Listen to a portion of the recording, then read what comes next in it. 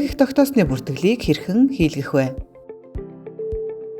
Эцэг эх тогтоосны бүртгэл иргэн эхлээд хаана хандан бүртгүүлэх вэ гэх юм бол эцэг эх нь Монгол Улсын иргэний дундаас төрсэн хүүхдийг эцэг эх тогтоосны бүртгэл бүртгүүлэх бол засаг захиргааны нэгжийн харьяал харгалзахгүйгээр өөртөө байрлах улсын бүртгэлийн байгууллагын нэгж, аймаг, дүүрэг, сум, хороонд хандан өөрийн биеэр бүртгүүлэх боломжтой. За хэрвээ гадаад улсын нутаг дэвсгэрт ажиллаж амьдарч байгаа иргэд бол Монгол Улсын хилийн чандад ажиллаж байгаа дипломат төлөөлөгчийн газарт хандан бүртгүүлнэ.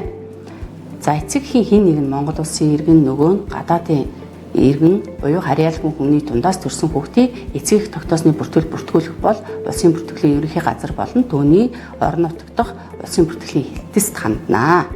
Ямар бичиг баримт бүрдүүлэх вэ гэх юм бол эцэг эхийн өргөдөл, эцэг эхийн иргэний өрөмлөг, гадаадын иргэн харьяалгүй хүн бол паспорт, эсвэл паспортыг орлох бичиг баримт, гэрэлтийн гэрчлэгээ, төрсний гэрчлэгээ, иргэний үнэмлэг, улсын тэмдэгтийн хураамж үйлчлэгээний хүс болох 2500 төгрөг тушаасан баримт зэргийг бол авчирнаа.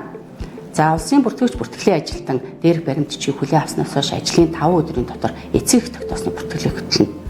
За иргэн юун дээр анхаарах вэ гэх юм бол эцэг эхийн хин нэг нь хүндэтгэн үзэх шалтгааны улмаас өөрийн биеэр ирэх боломжгүй бол эцэг эх тогтоолох тухай өргөдлөө натраадаар гэрчлүүлнэ. Мөн хүүхдийг эцэг эхийн тогтоосон тухай шүүхийн шийдвэр байх юм бол баримтчигтэй хавсрахтнэ.